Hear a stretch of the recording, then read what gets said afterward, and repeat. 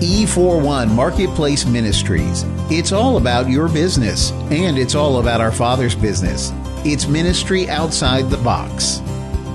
No matter what your role is in the business world, E41 Ministries is a special place where we can walk worthy of the vocation wherewith we are called, just as Ephesians 4:1 commands us. In today's busy and frenetic world, it's a blessing to know that God has a plan to bring hope, comfort, and peace through Marketplace Ministry. The E41 Marketplace Ministry of the Fellowship. It's a kingdom-building business. Hi, I'm Kerry Fink with E41 TV, and E41 TV is part of the E41 Marketplace Ministries, and we're part of the Fellowship Group. And E41, of course, comes from Ephesians 4:1, which is the walk worthy in the vocation according to which you're called. So what we want to do as E41 and Marketplace Ministries is help both ministries, people in ministry, and even congregants of ministries, but people who feel called to help build the kingdom, find ways that they can be effective in that. So, for example, Dave Robinson, who is really the founder and kind of the inspiration behind getting this, he's had a passion for many years to help people that are in what we would maybe erroneously call full-time ministry. But what we mean by full-time ministry is they're working at the church. That is how they pay their bills. I guess maybe is maybe a more specific way to say it. How we can help empower them to encourage and empower their congregation and the people who are part of the ministry to then, when they come into the church on Sunday, go back out into the marketplace Monday through Friday and really make an impact and help grow the church. And I mean the church, the big church, get the word out, if you will, but also to give encouragement and inspiration to those people who are maybe full-time in business, but aren't really immediately full-time ministry, but they are full-time ministry when you think about it, because they're impacting people every single day. And as we have said before, sometimes jokingly or maybe not jokingly, this is the only Jesus they ever get to see, is you in the office, or you in the factory, or you in the whatever you're called to be. So that's what we're going to talk about. And today, my guest is Gail Kiger. Thanks for joining us today. It's good to have you here. Thank you very much. It's my privilege to be here. Thank you. And we're actually here at the Fellowship Conference. We're in Reston, Virginia. We're on location in Reston, Virginia at the One Conference 2014, which is a gathering of the Fellowship. And the Fellowship is people, ministries, and people from literally all over the world. And we're just having a great time with all the different events and things that are going on. Great ministry, great speakers, great education, just great word, I would say, overall. It's very inspiring. And yesterday, you were at a session that Dave Robinson headed up, which was a breakout session specifically geared towards E41 Marketplace Ministry. Now, but just before, I'm just curious, from before the session, were you really familiar with that part of that aspect of the ministry, or was that a new? I was probably a little bit more aware because I know Dave. Sure. And I know his heart. Mm-hmm. And it has always been in my life, but I never had that label on it. So that part's new, yes. You know, it's like the story that we were talking about yesterday in the session, that when I first met Dave, and this is going back, many years also, he was actually working in the mission field. We were having that discussion about how he works with, at the time, missions all over the world, and they all have the same need. How do we fund what we're trying to accomplish for the kingdom? And I think even then, although he hadn't formulated the tag for E41 or really spotlighted it as that, it was still the same concept. How do we use the people in the marketplace, or how do we address the people in the marketplace to really bring the word of God to them? And especially as he quoted the statistic, if you remember, he said only 1 in 5 people are going to church in America, but 9 out of 10 people in the marketplace. So if we were interested in the mission field, this is the perfect mission field. Yes. So one of the things as we were talking about was to get, really, you had a kind of a fascinating background, because you spent really your entire career in banking and have a whole expertise in that, which is quite a secular, normally would be a secular job. But at the same time, you've also been a committed Christian and really doing all you can on that front. So let me give you just a moment to just tell me a little bit about your background and all of that. I have been in banking for a little over 25 years. Mm-hmm. I started out just as a part-time teller when my youngest one went to first grade. Mm-hmm. Then it became full-time. Mm-hmm. Then I kept staying in the business, as you just life happens. Went into management. Also licensed banker to do the fixed annuities, insurance, and just branched out into different aspects of it. But every day I would be at church and participate in music and church activities, Sunday school, things like that. But that's only 1 or 2 days of your life, and only for a few hours. And the rest of your life, every day you get up and go to work, and you are at work longer and usually are with your family or friends most days of your life.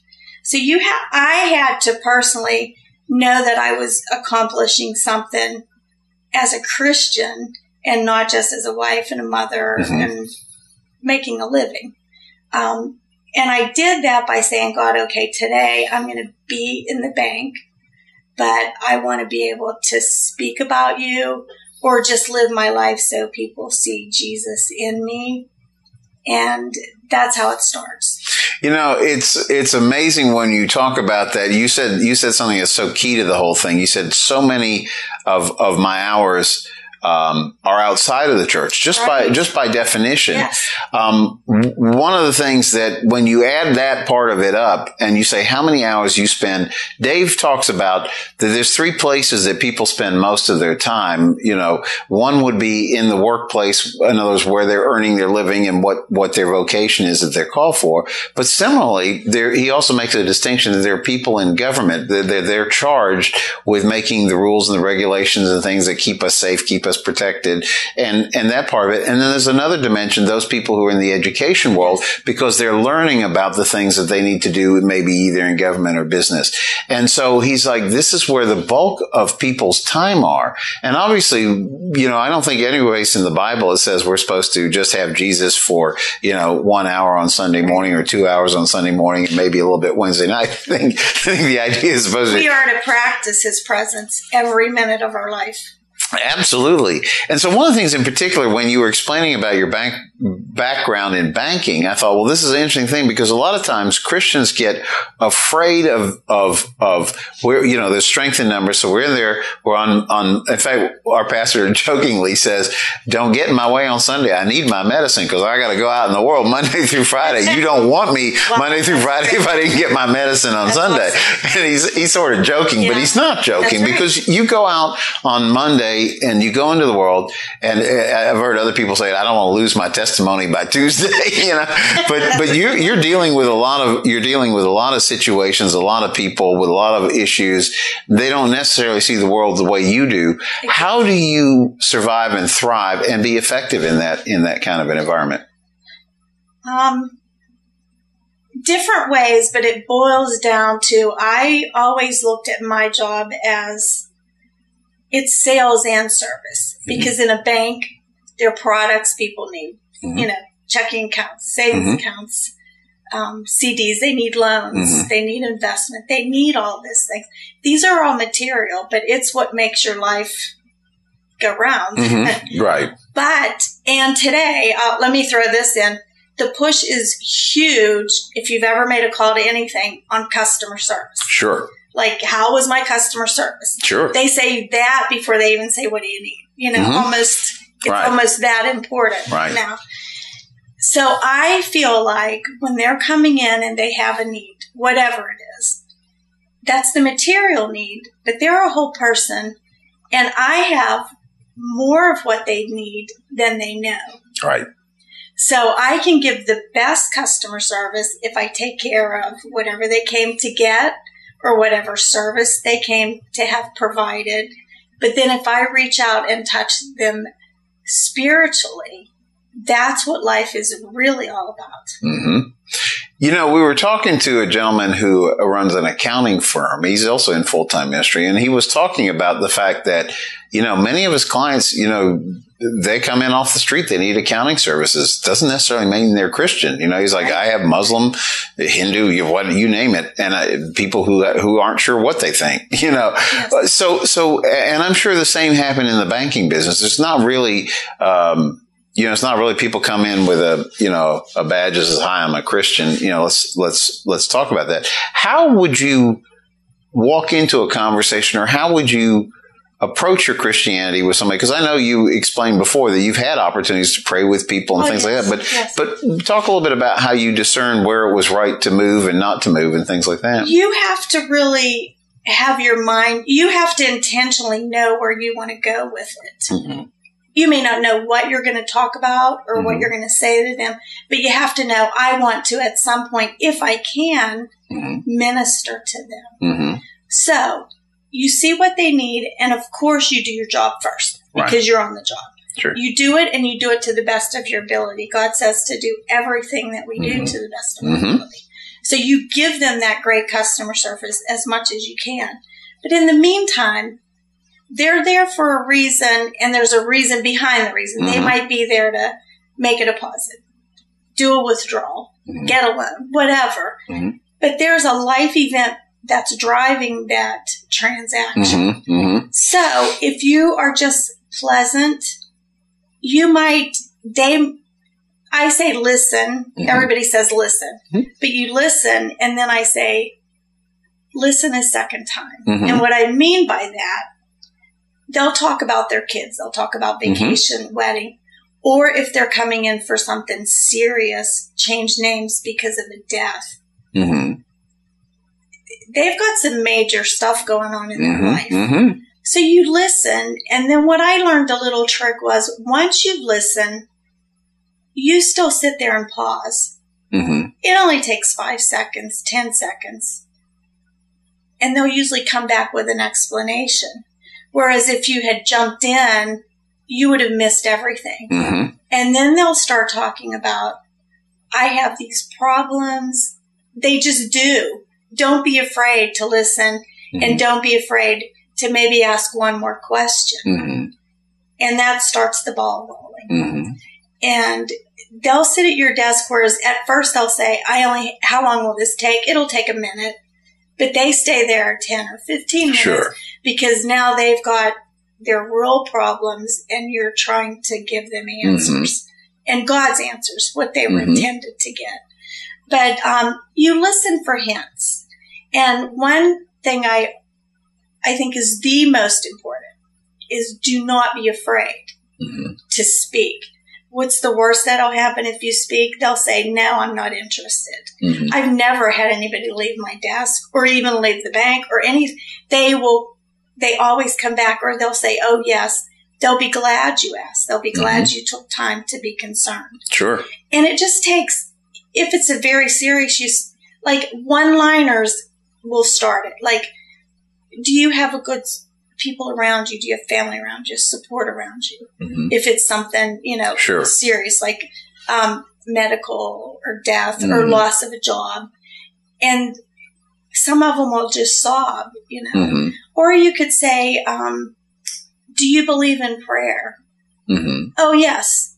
Or they'll even start the confession like, oh, I went to church when I was little. I haven't been there in years. Right. And then it's not about church. Right.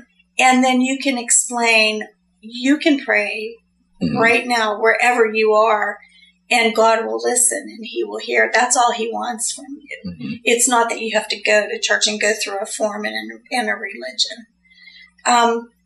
And then if they want prayer, and sometimes I would even walk them to their car and pray, because then they don't feel like everybody's looking at them. Mm-hmm. Mm-hmm. So I would say, don't be afraid. Mm-hmm. And just a one-liner to get a hint of what they need and where they're going. And, we were talking about, even the Bible is clear that it is a whosoever will. So the best we could ever hope for is to make sure they get the message, and it's not up to us. We just have to try to sow the seed. But we're talking about this, we've got generations now, particularly in this country, where it's not allowed to pray in school. And so when we jokingly say, you may be the first Jesus they see, it's really amazing, because it seems like people fall perhaps oftentimes into a category of either they just didn't know. We were talking with one lady who ministers to inner city situations, and she goes, people think it's a drug problem. It's really a hope problem. People don't have hope, so they're looking for Band-Aids or anesthesia or something to numb the pain. Whereas if they ever got a glimpse of who God really intended for them to be, and the hope that they really is available to them, everything shifts in a whole different way. But the same thing happens to people that don't necessarily have that, or haven't had that opportunity to be exposed to that. So you may be running into people that are coming into your bank who either have never had that opportunity to have somebody talk to them about Jesus, or perhaps have had a situation that's really frosted them about the church or something like that. A lot of bitterness. And sometimes the harshest, sharpest people, if you will be nice and be kind and show them compassion, all of a sudden you find out what their problem is, because they'll tell you, and then you realize they aren't a mean person. They're just a hurt person and a bitter person. Yeah, it was funny. I used this a little bit earlier, but I remember seeing this on a Facebook post not so long ago, and it was how there's all this give thanks to God things that float around. This wasn't necessarily even a Christian one, but it was poignant. So just remember, the person that you meet today who's being hateful, you don't know really the whole story, and just to think about that. And I think as Christians we're often called to that, because the Bible says, Jesus says, "Here's the new commandment, love your brother as you love yourself." And that's easy for us to do, because even our pastor likes to say, it doesn't take a Christian to like a nice person. Yes. That's easy. That's right. What do you do with the hateful, nasty ones? And I'm sure in your case of working in the bank, you met all types. You met really kind people, and then you met some just, it's all your fault. And how do you work with people like that when they're coming at you and they're really antagonistic or attacking, and you have the maturity to understand that they're bitter over something that really probably didn't have anything to do with you, but they're just mad at their situation. And you do the basic steps of problem solving. And number one, again, just listen to them. Most of the time people are mad because they know a problem. They may not know why. They may know why, but they want somebody to listen to. They want it fixed, but they want you to know why that happened and that it made them upset. So if you give them the listening ear and let them tell you how upset they are, then you can start, and you don't yell back. Right. You just listen, and then you listen again. Right. Second time. It'll kind of de-escalate. It'll just dissolve. And then in the end, I've even had, and I think this is conquering. I have, when they come in mad, like they're ready to do, destroy the world, and then they apologize. Yes. Sorry, I was so mean, but this is why. Same thing if I have a minute with, sometimes people will overdraft their account. Yeah. And they get fees. Yes. Of course, they're mad. Yeah. And a lot of times that listening is because of other events in their life. And that's a good time when they spill their guts and their problems. Yeah. And you can just offer them Jesus and a solution. And so then now when you go through a week of this and you walk back into the church and you're meeting with friends and the people that you go to church with and your pastors and the people that are connected with that, then how do you, as a person who's been a leader in the marketplace, like you said, you've opened branches, you've closed branches, you've done everything that there is to do really in the banking world. How do you inspire, mentor, motivate people who are coming into the church to kind of like walk that same? I would say, again, do not be afraid to just open your mouth. Be there, show concern. And I think Americans have been fooled into thinking that we can't say things in the marketplace, and that is totally not true. Sometimes there have been issues, but the times when you will not have any problems, when nobody is against it, outweigh those times. And those times are blown up when people have problems. I have never had anybody say that's against the law. Don't say that. They'll thank me. You know, if you offer prayer, they'll thank you for the prayer, and they'll listen. They may not pray with you, but if you aren't sure where they're at, you can say, thank you, God, for your plan for us, and walk through that. He gave his son that we could have eternal life.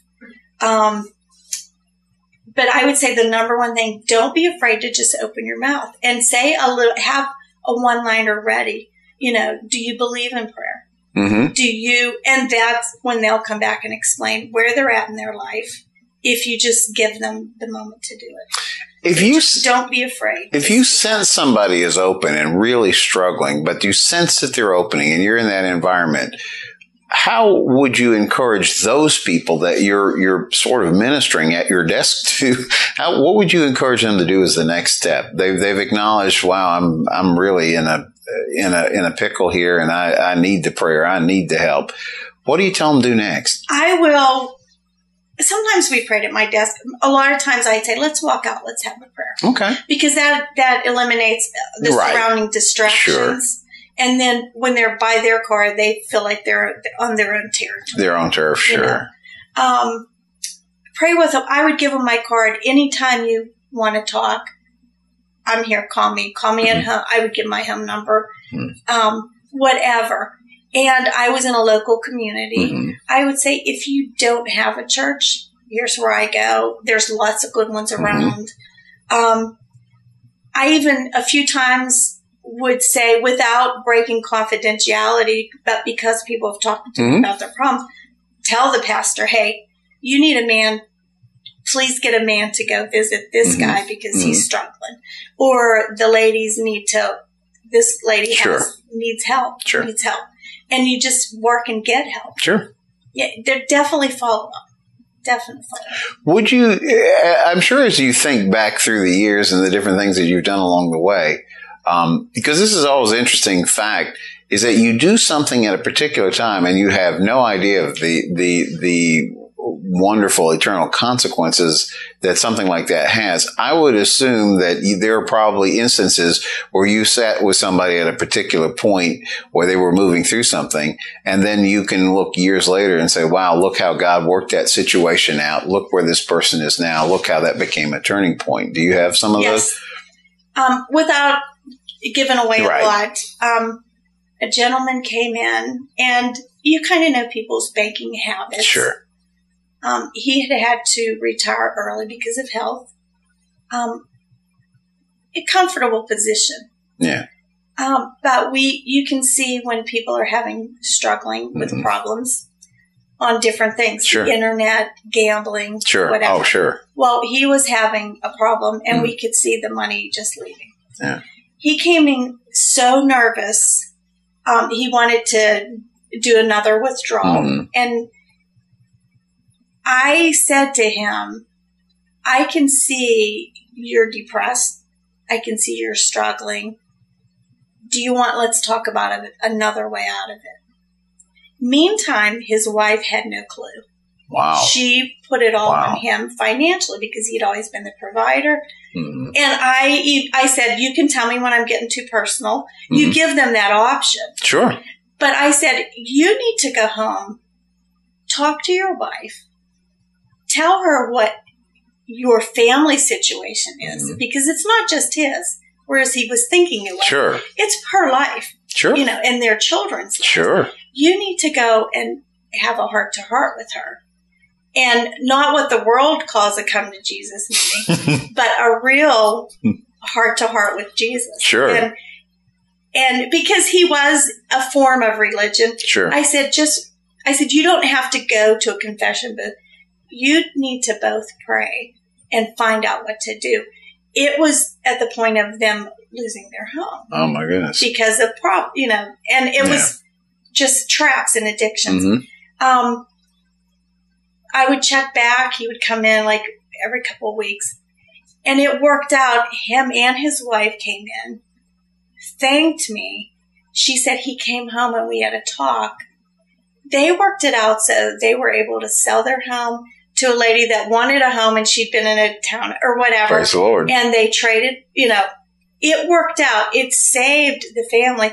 It probably saved the marriage. And now they're like happy again, happy in the community, from depression and losing everything to working out a problem. But you have to work through your problems. And I even just recently, because I've just retired, ran into her in the grocery store and she grabbed me. She found me and she said, thank you again. Everything's much better now. But you have to work through problems and meet people at their need and just listen to find out what their needs are. You're being a light in a dark place. Well, I couldn't think of a better sort of a summary of what this is all about. We have probably just a minute or so left. Is there like a nugget of wisdom or something that you would share to somebody that's coming along that's maybe like you were, at a point where you're just walking in, you're committed, you want to do the right things? I think you said several different things about having the courage, walking in the integrity, all those different things. But if you were going to kind of like wrap it up in a package and say to somebody, this is how this worked for me, and this is maybe what I would suggest for you. I would say, first of all, know that a lot of your time might be in the marketplace, and know that you can use that time for the glory of God, whether it's your actions all the time. And in those little moments, and you can say, God, tug at my heart when now's the time. But do not be afraid to just open your mouth and speak one line, ask one question, and take it from there, because you'll be amazed at how it'll start to flow and how easy it'll be. But don't be afraid. Open your mouth, because I think there's a sin of not doing something as much as there is a sin of doing something wrong. Wow. So I would just say, just do it. Open your mouth. You go. Do not be afraid. The government's not going to come after you. You aren't going to have a lawsuit. Just do it. Just be real. Open your mouth and do it. That's good. That's great advice. And we thank you so much, Gail, for joining us today on this. I really appreciate your time and making the time to be part of E41 TV. And thank you for taking the time to join us and be part of this and help spread the word. E41ministries.com. We're a ministry of the fellowship, and we're committed to helping you grow in the marketplace and all the things that you do. So thanks for joining us, and God bless you.